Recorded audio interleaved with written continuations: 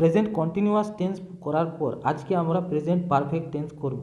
তো যদি ভিডিওটা প্রথম দেখছো তো অবশ্যই চ্যানেলটা সাবস্ক্রাইব করো, লাইক করো ভিডিওটা। আর এরকম ভিডিও কিন্তু কন্টিনিউয়াসলি আসবে ইংলিশ গ্রামারের উপর।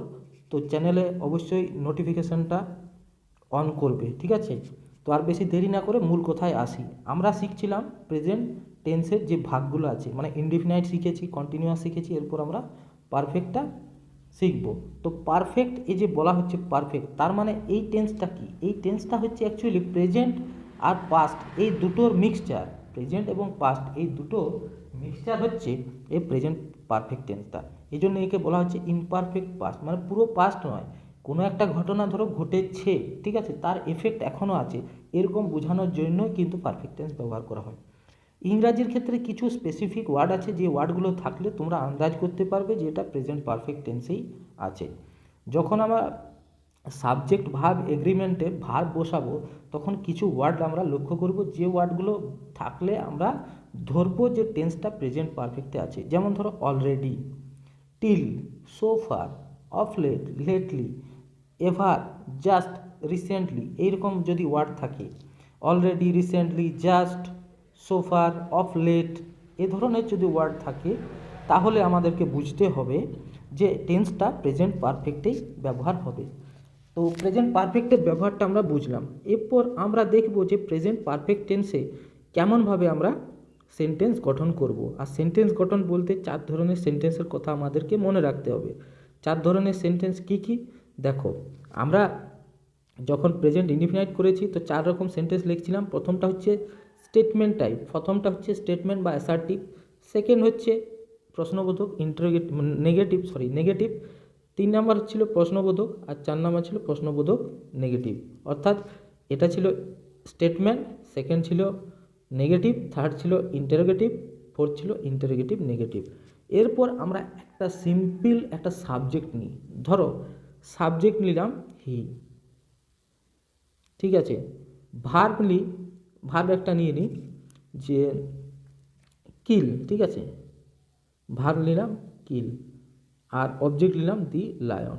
তাহলে আমরা প্রত্যেকটি বাক্য এবার লিখব। প্রথম সেন্টেন্সটা কি হবে? প্রথমটা দেখো, যখন আমরা স্ট্রাকচার গঠন করি একবার মনে রাখো যে সাবজেক্ট, তারপরে হ্যাজ বা হ্যাজ কোথায় আর হ্যাভ কোথায় বসে এটা প্রথমে বুঝতে হবে। হ্যাজ একমাত্র থার্ড পারসন সিঙ্গুলারই ব্যবহার হয়। এবার খেয়াল করে দেখো, প্রেজেন্ট ইনডিফিনাইট টেন্সে আমি বলেছিলাম যে থার্ড পারসন সিঙ্গুলার হলে ভার্বের সঙ্গে ইএস যোগ হয়, এবং যদি প্রশ্ন করতে হয় তখন ডাজ আনতে হয়, ঠিক আছে।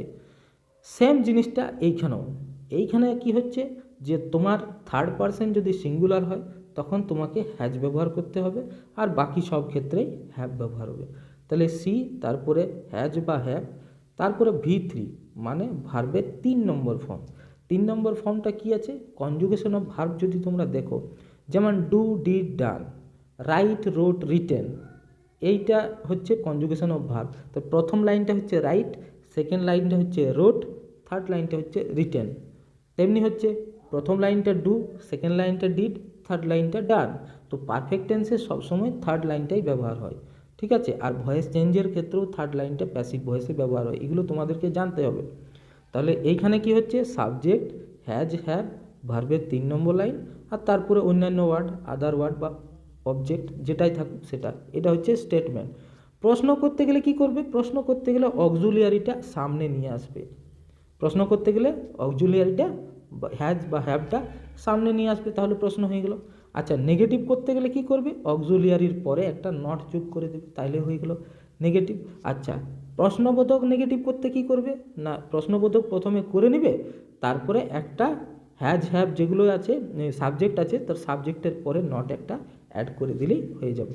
আমরা এগুলো সমস্তই শিখে নেব একটা একটা সেন্টেন্সের মাধ্যমে। তো সেন্টেন্সটা তোমাদেরকে লিখে দিচ্ছি, ঠিক আছে। ফার্স্ট সেন্টেন্সটা লিখছি, হি হ্যাজ কিল্ড দি লায়ন, প্রথম হয়ে গেল। এরপর নেগেটিভ করতে গেলে কি হবে? হি হ্যাজ, তারপরে নট যোগ হবে, এটাই থাকবে, সেম এটাই থাকবে, হ্যাজ হবে, তারপরে একটা নট যোগ হবে। তাহলে হি has not killed the lion, negative হয়ে গেল। এরপর লায়ন হয়ে গেল, তাহলে এটা নেগেটিভ হয়ে গেলো। এরপর প্রশ্নবোধক করতে গেলে কি করব, প্রশ্নবোধক করতে গেলে তোমাকে হ্যাজ বা হ্যাভটা সামনে আনতে হবে, অর্থাৎ প্রশ্নবোধক এই হ্যাজটা সামনে নিয়ে আসো। Has he killed the lion, তাহলে এটা হয়ে গেল প্রশ্নবোধক। তারপর নেগেটিভ করতে গেলে has he not killed the lion, তাহলে প্রশ্নবোধক নেগেটিভ, টোটাল 4টে বাক্য হয়ে গেল।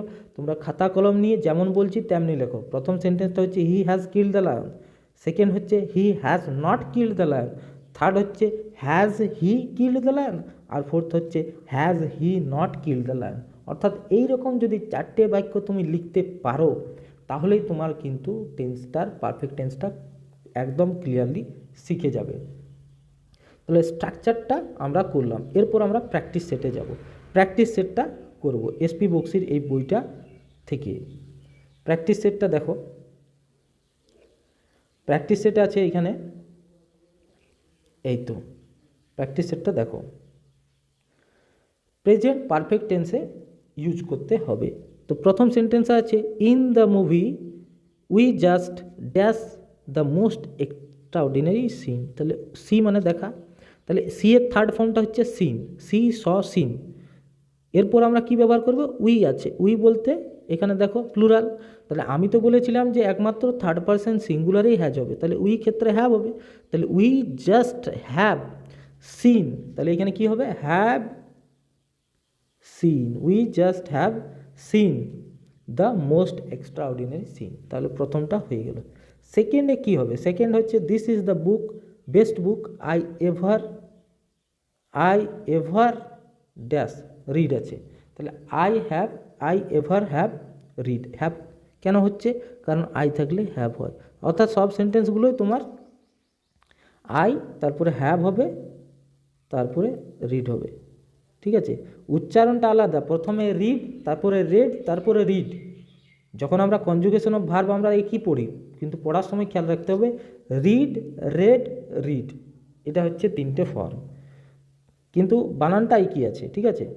তারপর আমরা 3 নম্বর সলিউশনটা আসবো, হাউ লং ইউ, এটা পারফেক্ট করতে কি হবে, হাউ লং ইউ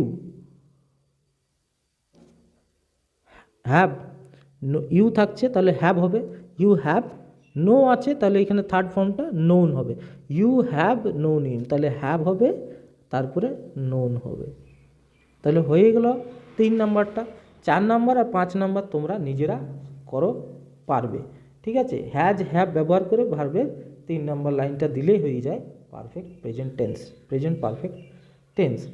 এরপরে আমরা করব, ঠিক আছে, এরপরে আমরা করব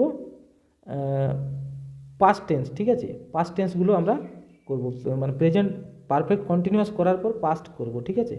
তো ভিডিওটা ভালো লেগে থাকলে অবশ্যই লাইক করো, শেয়ার করো, সাবস্ক্রাইব